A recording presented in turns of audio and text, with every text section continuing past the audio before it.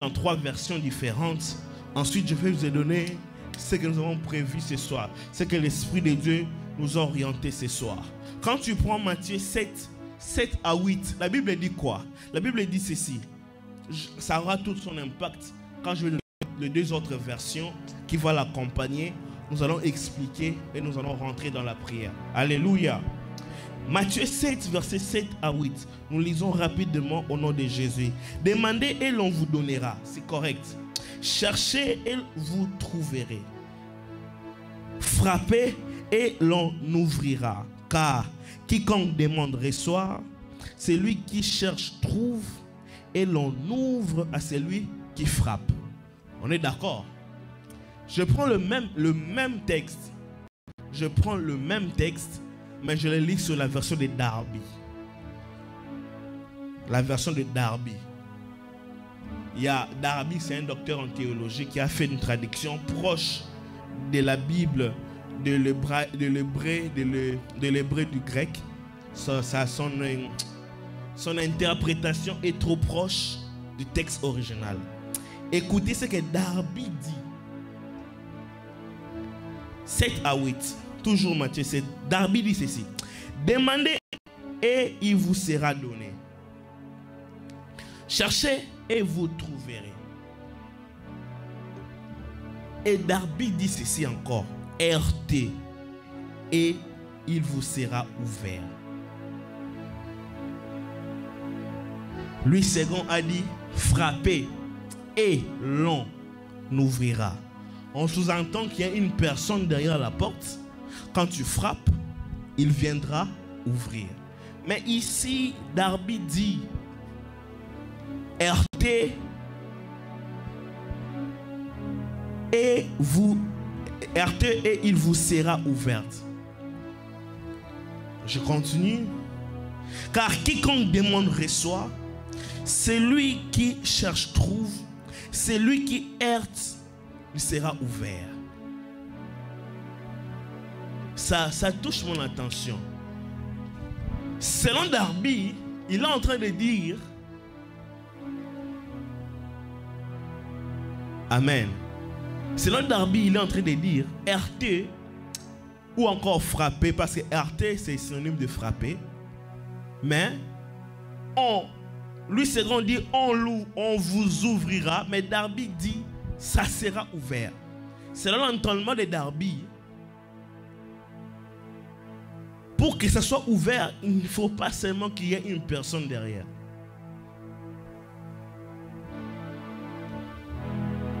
Qu'est-ce que je comprends ici? Tu peux perdre une clé de la maison, de la chambre que tu as verrouillée.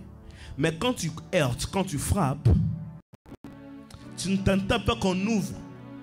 Tu as conscience que j'ai perdu une clé, mais je dois ouvrir cette porte. Il n'y a pas quelqu'un pour ouvrir la porte. Mais la porte doit s'ouvrir parce que tu mets la pression. Oh my God. Chouraki dit ceci. Toujours Matthieu 7, verset 7. Version Chouraki. Chouraki, c'est une maison d'édition. Je dois aussi dire. C'est une édition de 1977.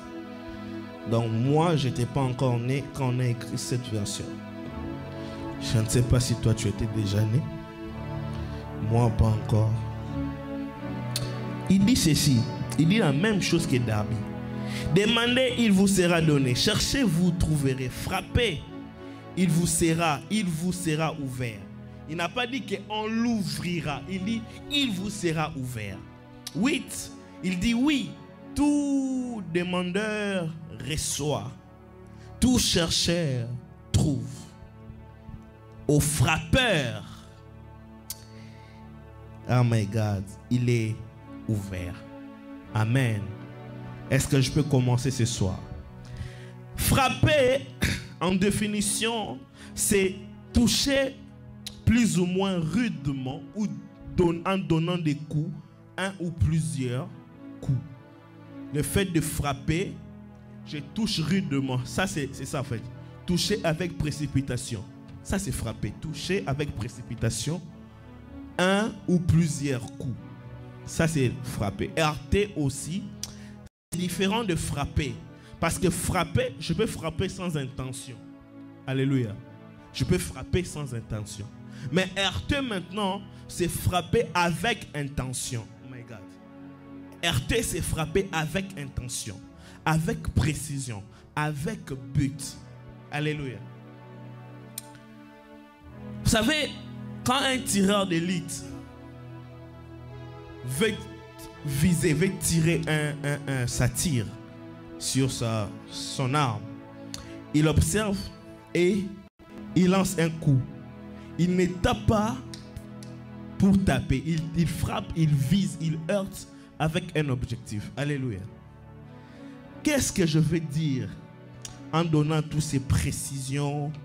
Qu'est-ce que je vais expliquer au juste en donnant toutes ces précisions? My God.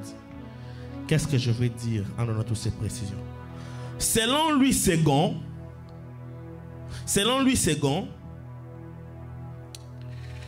Louis II est en train de démontrer que derrière chaque porte, il y a une personne qui va ouvrir. Amen. Derrière chaque porte, il y a une personne qui va ouvrir. Chaque porte a quelqu'un pour ouvrir. Mais c'est quoi la bonne nouvelle? Toute personne qui ouvre la porte n'est pas nécessairement Dieu. Alléluia. Il y a des hommes qui ouvrent des portes. Il y a des esprits impurs qui ouvrent des portes. Et il y a Dieu aussi qui ouvre des portes. Mais la bonne chose, c'est quoi? Dans toutes ces dimensions, Dieu a toutes les clés de toutes les portes. Oh my God. Louis II est en train de dire ceci. Si tu frappes, si ce n'est pas Dieu qui ouvre, si ce n'est pas un homme qui ouvre, si ce n'est pas le diable qui cède, c'est qu'il y aura un Dieu qui va ouvrir la porte.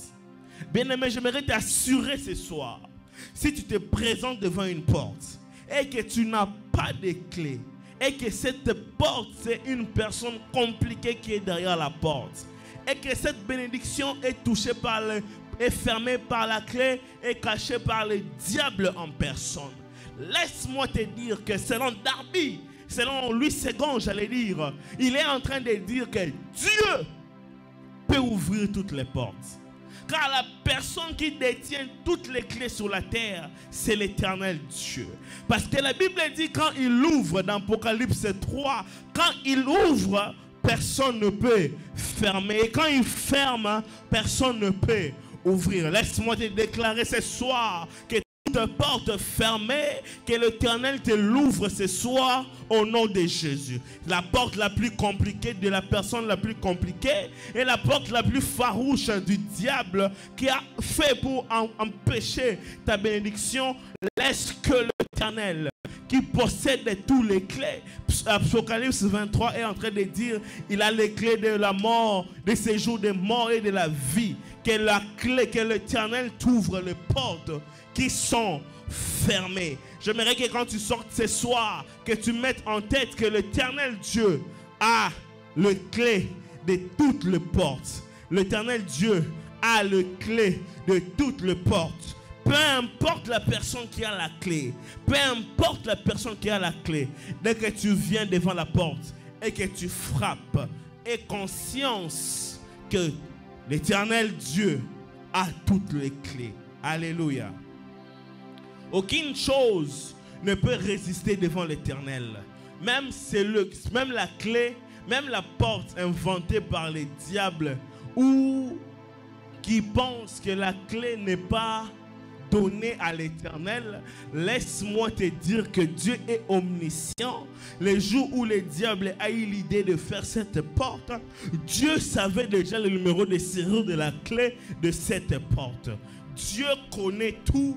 Il est omniprésent, il est omnipotent, il est omniscient. Aucune porte ne peut être fermée sans qu'il ait la capacité de l'ouvrir. Laisse-moi te dire que ce soir, aucune porte ne te sera fermée parce que tu n'es pas seul avec tu as un allié, c'est l'Éternel Dieu des armées, lui qui a toutes les clés. Ça me rappelle l'histoire de Daniel. Daniel est en train de prier et il a demandé que la délivrance puisse venir pour son peuple.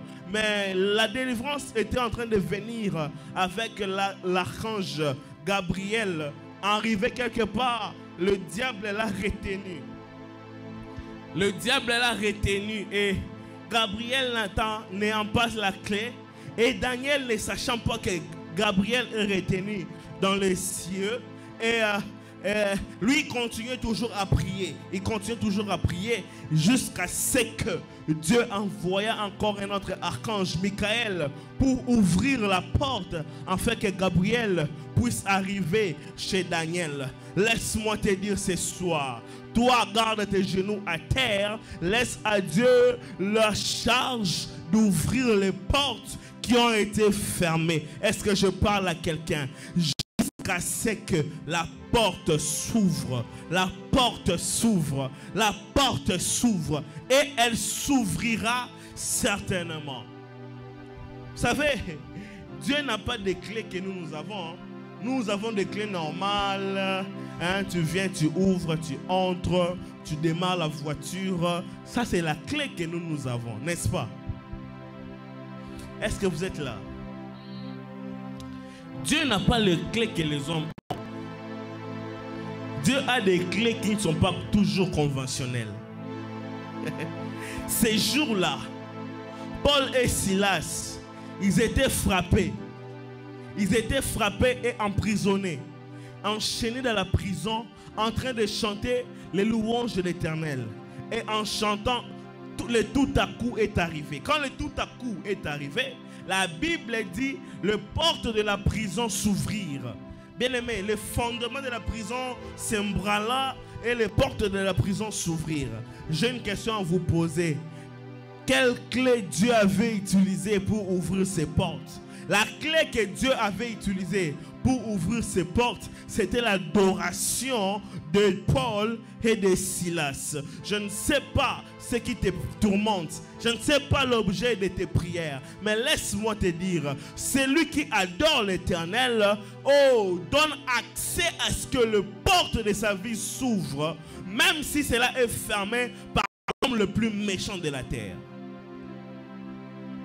Mais Darby et Chouraki, à leur tour, qu'est-ce qu'ils sont en train de nous dire? Ils sont en train de nous faire comprendre que peu importe le blocage,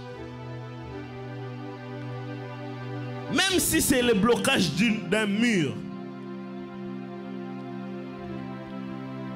plus tu mets la persévérance, il va s'ouvrir.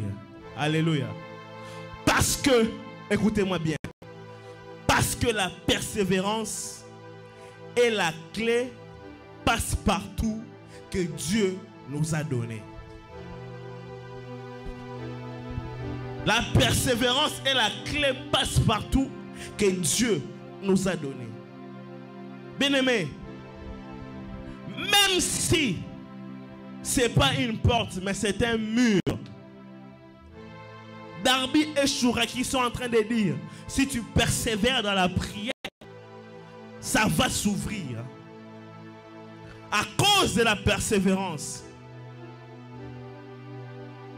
Chez lui second, la Bible dit, on l'ouvrira. Mais chez Darby, ça dit, ça va s'ouvrir.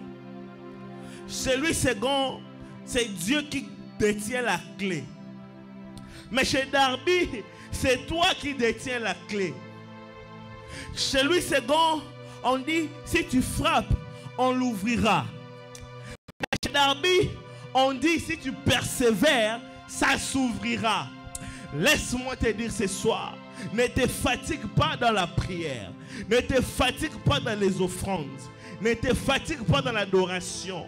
Ne te fatigue pas dans la lecture de la Bible. Ne te fatigue pas à la recherche de l'Éternel.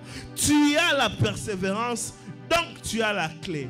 C'est pourquoi j'aime Job. Job, malgré qu'il a été maltraité à cause de tout ce qu'il est en train de passer, Job a dit, sa femme est venue lui dire, maudit Dieu et mère.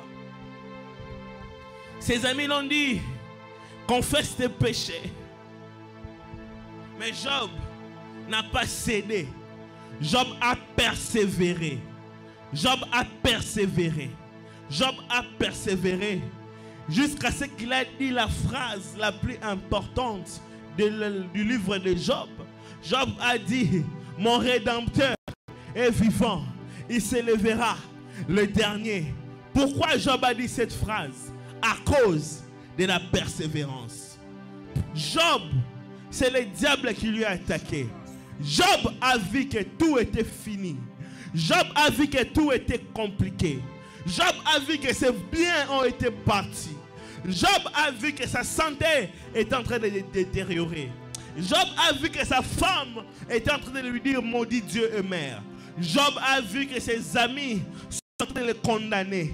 Job a dit, ce n'est pas moi, mais moi j'ai une clé.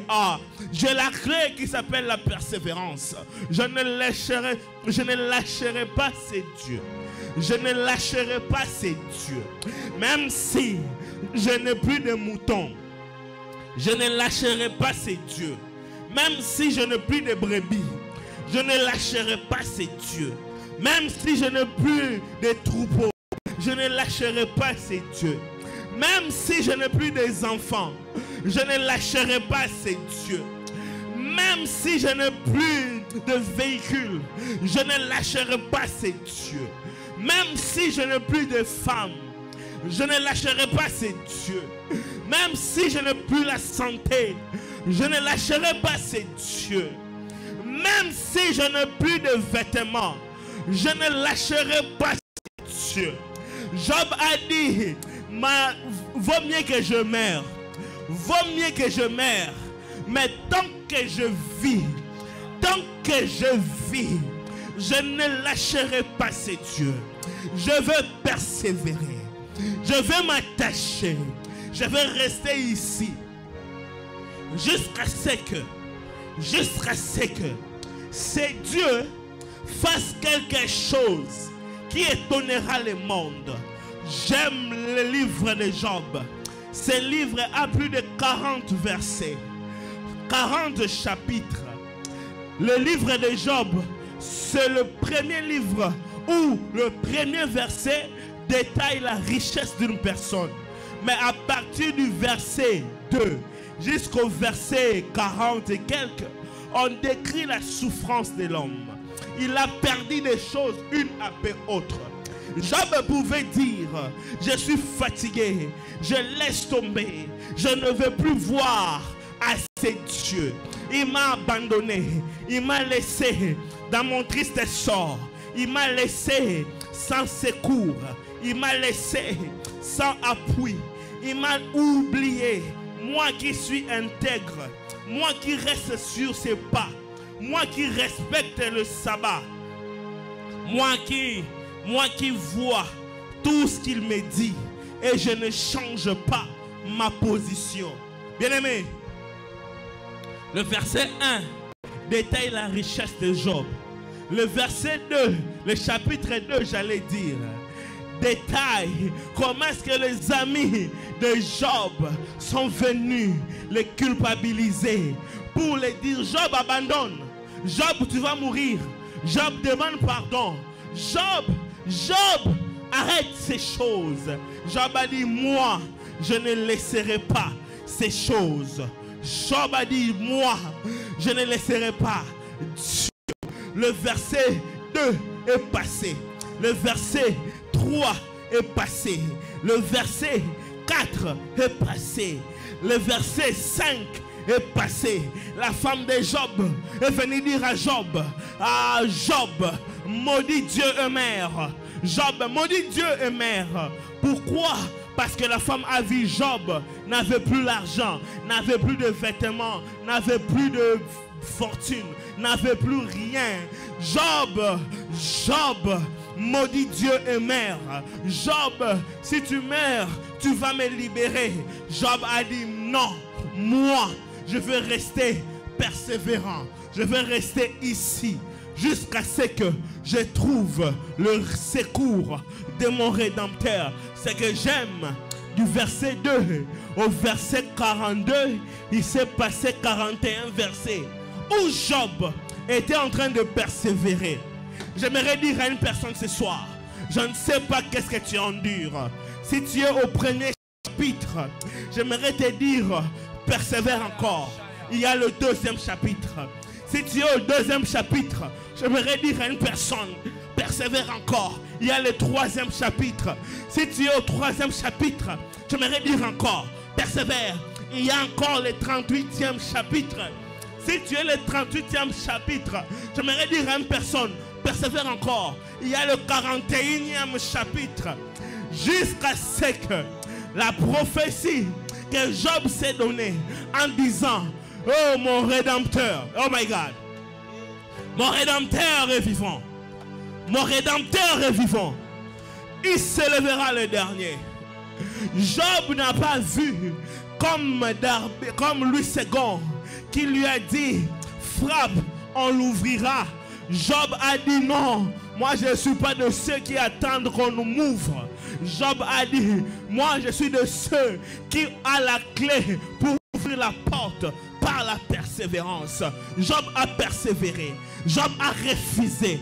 Malgré la pauvreté, Job a refusé. Malgré la mort de ses enfants, Job a refusé.